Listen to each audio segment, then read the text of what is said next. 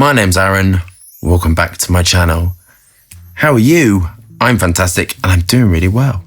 And today I'm reviewing Invite Only Amber 23 by KAYALI or Huda Beauty. KAYALI, which translates from the Arabic to my imagination, is inspired, not my imagination, I'm reading this, is inspired by the rich heritage of the Middle East and the cultural ritual of combining and layering fragrances to develop your very own unique, multifaceted fragrance. Bespoke to you and you alone, the KAYALI Invite Only Amber 23 will immediately pull you in with its hypnotic blend of warm amber and creamy vanilla, paired with the likes of fresh citrus leaf and roasted hazelnuts. This is going to make me hungry again. Available in 10, 50 and 100 ml. The notes are going on and on and on. This is like crazy. Vanilla and sandalwood, amber resin, cyprul, musks and patchouli. Middle notes of citrus leaf, rose, centiflora, rose damascena, and top notes of succulent black cherries rolled in roasted hazelnuts and tobacco leaf. Glaze with honey de Provence. This is going to make me hungry. Ugh. Do we have our tiny bottles of Invite Only Amber 23? Are we engaged with our higher self? Let's get testing. So I went into Selfridges and I was looking at everything. The woman on this counter was an absolute bitch. And I know it's a makeup range and I was there and I know I look like all of this sort of stuff, but you don't know who you're dealing with and you don't know nothing about your customer and you really shouldn't be a bitch. She just had no time for me at all and really didn't care about me at all, didn't care about nothing. Because of that experience, I don't know whether I'm going to go back, because it does put you off when you have a total bitch dealing with you, which should not be the case. Some men like to wear women's fragrances, some women like to wear men's fragrances. Everyone's invited along and everyone's invited to like what they like. That's what I think personally. Anyway, she said this was the most popular fragrance that she does, and they didn't have any other fragrances and I had to buy it with a hand cream, which was a little bit intense. She was doing a bit of a Karen on me, which was kind of a bit interesting. And I don't really tolerate that. I think because I'm older, I just haven't got time for bitches.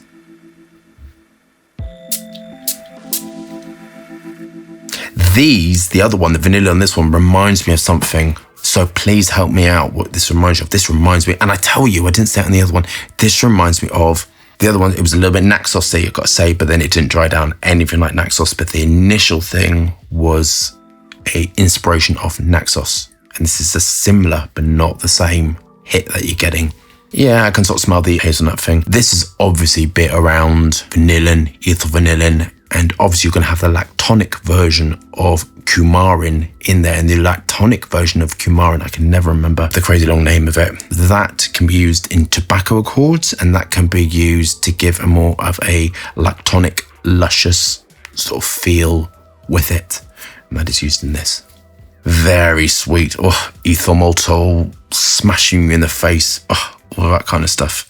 This has been built for maximum sillage and maximum latching onto the skin. So that's what this has been built for. Absolutely.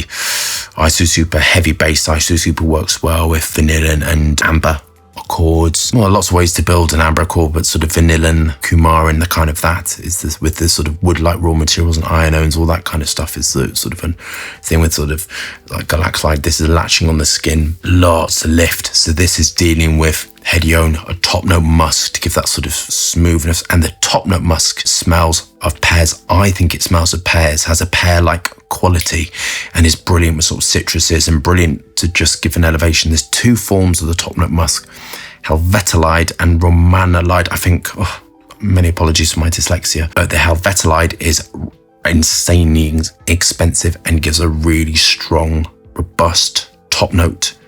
The romanolide, I think that's what it's called, is similar in structure, not as insanely strong, and gives more of a fruit top note. This is the pears. This is the pear note coming from the top with that Hedione, giving that masses of kind of lift to it. Again, it's got that sweet, sugary, sweet, crunchy top note to it. Ethyl maltol high, puts my teeth on edge. Crunching, it feels like I'm crunching on sort of like a little hard, sort of like sweets crunching and all of that sort of stuff. I personally don't like it, as you can tell. This has more naturals in than the other fragrance I reviewed, patchouli, lemon, cinnamon leaf, but it is very top note and sweet. Onto my final thoughts. I'm going to summarize as vanilla, coumarin, cinnamon, masses of lift, masses of elevation. But again, it smells, in my opinion, slightly too synthetic. This needs basing out massively, in my opinion. So this needs the patchouli, sandalwood, glasswood. This needs smoking out, making more denser.